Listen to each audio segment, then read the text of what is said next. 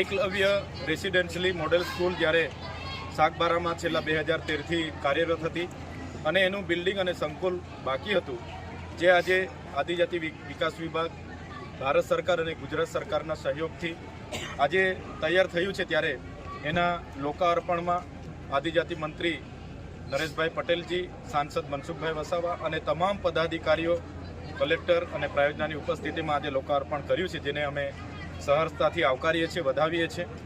અને આ સંકુલમાં આદિવાસી સમાજના દીકરા દીકરીઓ ખૂબ સારું ભણે, આગળ વધે અને પોતાની કારકિર્દી ઉજળી બનાવે એવી અમે સૌને શુભકામનાઓ પણ આપી છે. સાથે અહીંના સ્ટાફ, એમના આચાર્યશ્રીને પણ અમે કીધું છે. સ્થાનિક અમે ધારાસભ્ય છે અને ધારાસભ્ય તરીકે જ્યારે પણ અમારી જરૂર હશે, નાની મોટી વાતો અમે જે પણ કંઈ હશે અમારી ગ્રાન્ટમાંથી સરકારશ્રીને ધ્યાન પર દોરી અને વહેલી તકે પૂર્ણ થાય એ બાબતે ચર્ચા થઈ છે.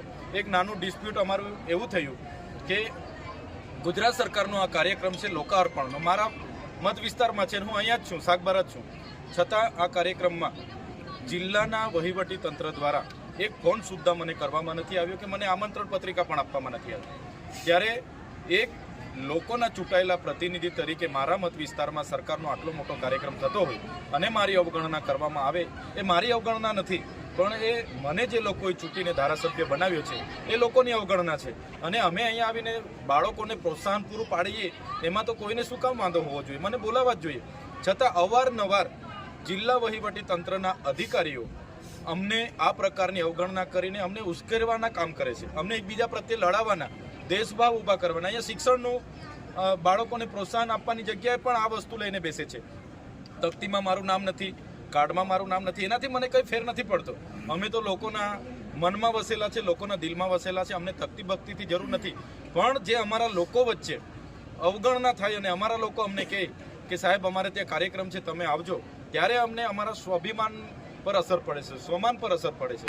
એટલે અમને જે બંધારણમાં મળેલા અધિકારો લોકોએ અમને ધારાસભ્ય તરીકે મોકલ્યા છે એ પ્રોટોકોલ પ્રમાણે જળવાવું જોઈએ એ અમે સૂચન કર્યું છે. અને માન્ય મંત્રીશ્રીએ અધિકારીઓને ધ્યાન દોર્યું છે અને આ તમામ ભૂલ નર્મદાના કલેક્ટર અને પ્રાયોજનાની છે અને આવનારા દિવસોમાં અમે એની ખુલાસો માગીશું. અને આ જ પ્રકારની ભૂલો વારે ઘડે કરતા રહેશે તો અમે કોઈ અમારા સ્વાભિમાન પર આવશે ત્યારે અમે સહન કરવા નથી. એમના પ્રોટોકોલ વિભાગમાં પણ હું ગુજરાત સરકારમાં લખું છું, આના ખુલાસા ત્યાંથી પણ હું માગીશ.